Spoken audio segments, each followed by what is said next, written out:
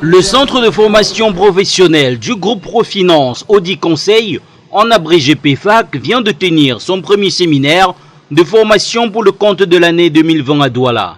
Un partage intellectuel portant décryptage des innovations de la loi de finances 2020. Au menu des échanges, des aspects ont été abordés. Il s'agit notamment de l'article 5e, axé sur la taxation à l'exportation, de l'article 6e sur les droits d'assises, le tarif réduit du taux extérieur commun à l'importation de certains produits de transport et bien d'autres. Pour cette année, la loi de finances, le législateur fiscal a incité beaucoup de modifications et également a essayé d'encadrer les entreprises et de les accompagner dans leurs activités.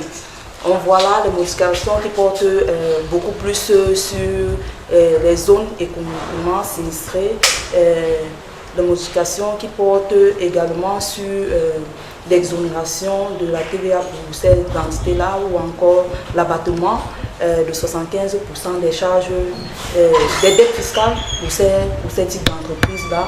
Et au niveau des procédures fiscales, on voit également la possibilité qui est donnée aux contribuables de procéder à la transaction à la demande d'un moratoire de paiement de ces dettes fiscales. Il faut noter que la loi de finances 2020 promeut quelque peu la transformation des produits locaux avant exportation en exonérant les produits finis de certaines taxes, contrairement à certains produits bruts tels que des billes de bois. Je pense que c'est une mesure salutaire parce que justement les jeunes entrepreneurs ou bien les consommateurs auront des difficultés désormais. Première difficulté pour le consommateur, acheter plus cher parce qu'on a relevé les taxes douanières relatives à l'importation d'un certain nombre de produits qui n'étaient pas fabriqués de façon locale. Et ça va également pousser justement les chefs d'entreprise, les jeunes promoteurs à pouvoir penser justement à la question de mettre les entreprises pour produire les produits afin de pouvoir satisfaire le consommateur local. Mais pour certains, la loi des finances 2020 n'est pas exempte des entorses dans sa formulation et de plus, la courbe de l'assiette fiscale est en constante ascendance depuis quelques années. Autre chose qui est très grave, j'aurais dit même, c'est au niveau des amortissements différés. Lorsqu'on prend l'amortissement différé, on essaie de bloquer la période à 10 ans. Ça marque déjà un point très grave, puisque tu prends une entreprise agricole qui doit investir pour pouvoir faire un chiffre, tout premier chiffre peut-être après 6 ans, il ne lui resterait que peut-être 4 ans pour pouvoir éponger les amortissements.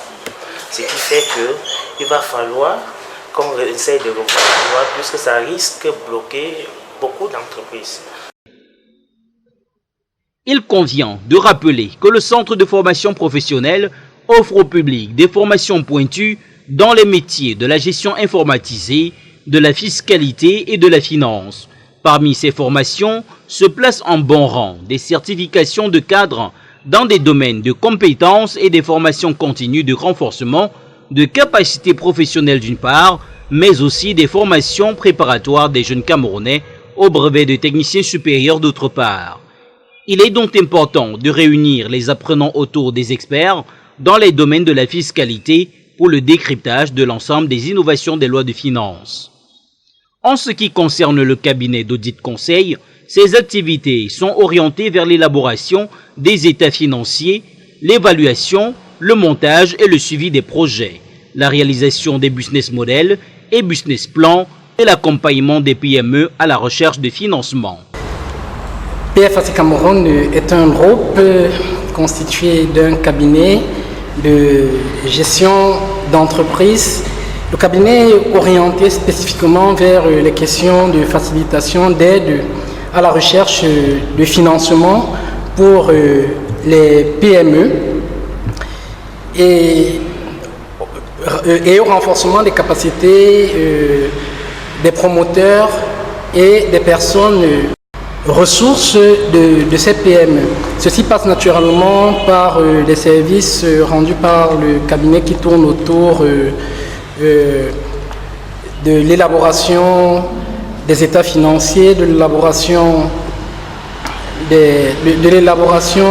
des business models, des business plans, de la mise en place et de l'évaluation des projets, pour ne citer que ces services. Et à côté de cela, se développe notre centre de formation professionnelle, qui est un centre de formation de référence. Nous sommes agréés par l'État du Cameroun pour offrir au public des formations d'un niveau assez élevé, tant en ce qui concerne les certifications de cadre dans les domaines de la gestion des entreprises, dans le domaine de la fiscalité et dans le domaine de la finance, tant bancaire que des marchés financiers.